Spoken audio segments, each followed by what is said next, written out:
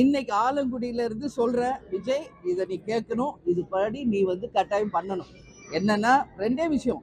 அரபு நாடுகள்ல இருக்கிற மாதிரி மக்களுக்கு எதிராக பொதுவாக நிற்பாட்டி 1 வயசு குழந்தை, 2 வயசு 3 வயசு குழந்தை பாலியல் வன்கொடுமை செய்யறவர் யாரா இருந்தாலும் அரபு நாடுகளில் தண்டனை கொடுப்பது போல தரணும்.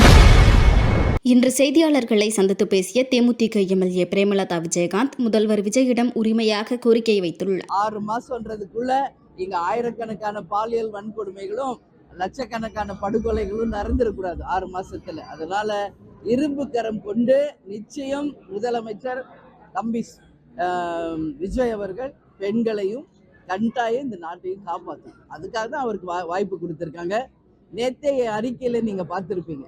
இவங்களுக்கெல்லாம் வெறும் ஜெயிலில் போடுறது, வெறுமனே தண்டனை கொடுக்கறது மட்டும் இதுக்கு தீர்வு கிடையாது.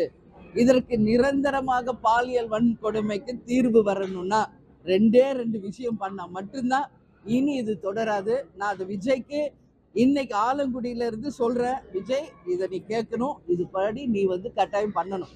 என்னன்னா ரெண்டே விஷயம். அரபு நாடுகள்ல இருக்கிற மாதிரி மக்களுக்கு எதிராக பொதுவாக நிற்பாட்டி 1 வயசு குழந்தை, 2 வயசு 3 வயசு குழந்தை பாலியல் வன்கொடுமை செய்யறவர் யாரா இருந்தாலும் அரபு நாடுகளில் தண்டனை கொடுப்பது போல தரணும். மக்கள் முன்னாடியே தண்டனை வழங்கணும். இல்லை என்றால் கண்டிப்பாக கோயம்புத்தூர்ல சைலேந்திர பாபு அவர்கள் செய்தது போல ஒரு என்கவுண்டர் பண்ணணும். அப்பதான் இதற்கு நிரந்தர தீர்வு. இதற்கு முற்றுப்புள்ளிய தவிர மயிலே இறகு போடுன்னா போடாது.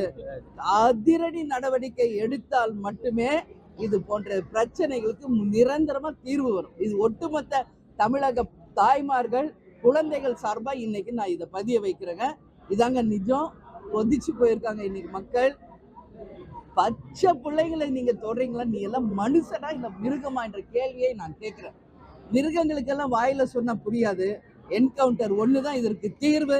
உறுதியாக விஜய் நீங்க இதை செய்யணும். அரசு சட்டத்துக்கு உட்பட்டு நீங்க இதை செய்யணும்னு நான் கேட்டுக்கிறேன். இதுதான் எங்களுடைய நிலைப்பாடுங்க. மற்றபடி அவங்க இப்படி சொன்னாங்க அப்படி சொன்னாங்க அதுக்கு நான் பதில் சொல்ல மாட்டேன். எப்பயுமே சொன்னவங்க கிட்ட போய் அதுக்கான கேள்விக்கு பதில் அவங்க கிட்ட கேட்கணும். நாங்க மக்களுக்காக நாட்டுக்காக தான் பேசுவோம். ஓகே, நன்றி, வணக்கம். செய்திகளை உள்ளது உள்ளபடி தெரிந்து கொள்ள ரெஃப்ளெக்ட் நியூஸை சப்ஸ்கிரைப் பண்ணுங்க.